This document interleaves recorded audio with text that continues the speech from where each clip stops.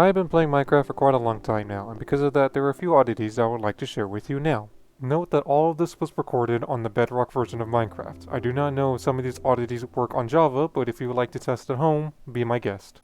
First, you can make what I like to call a phantom block.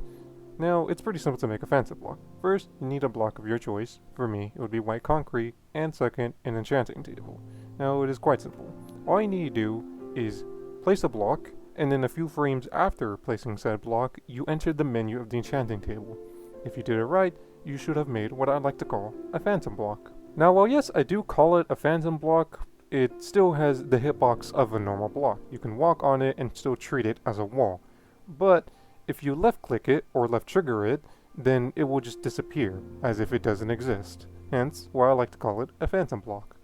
Next up, while playing on console, you may have noticed that the render distance shortens while your inventory is up or in any other menu, but it can also unload some blocks even if it is in render distance. Now some of the blocks that can unload are crops, bamboo, chest, shulkers, doors, hoppers, redstone components, grass, the tall variations, mushrooms and flowers, and many more. Now for this next oddity is gonna be a bit of bad news, and you're gonna see something that you may never ever unsee ever, and for that I do apologize in advance.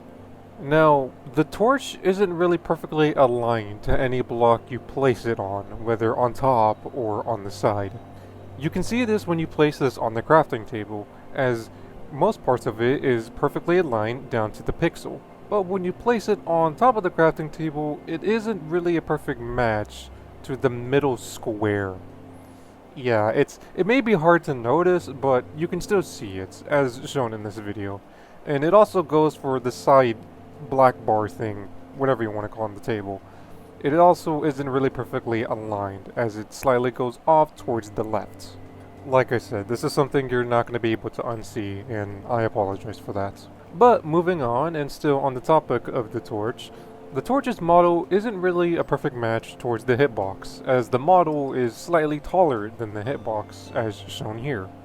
Now this isn't only a thing towards the torch, as it goes for a lot of blocks in the game, as a lot of their models is not really a perfect match towards their hitbox. Take this sign for example. As you can see, the hitbox should be a perfect match towards its model, but the model is slightly lower than the hitbox. So yeah. Infuriating, I know. This is especially noticeable with redstone dust, as when the dust is placed on top of a block, the entire block is covered in the hitbox of the dust. There are also some blocks that their hitbox is not a total match that you may have not noticed. For example, shulkers.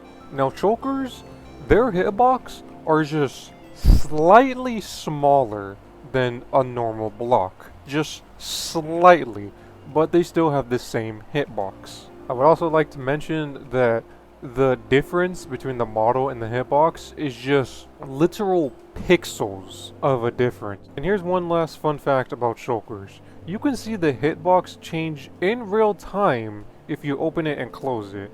You can see here the hitbox does change in real time. Of course, it's not an exact replica of the model since that would be too complicated, but this is one of the very few blocks in the game that their hitbox can change in real time, and you can see it. Now, still on the topic of blocks, the next thing I would like to discuss is direction.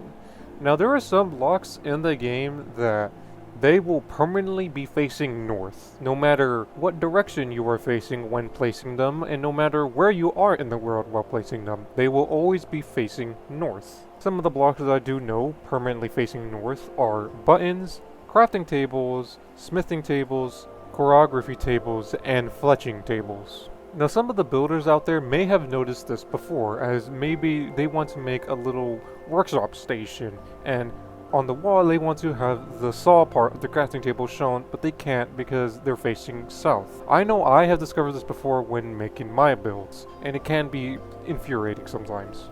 There is a possible chance that there are some blocks out there that could be permanently facing north, like for example stone.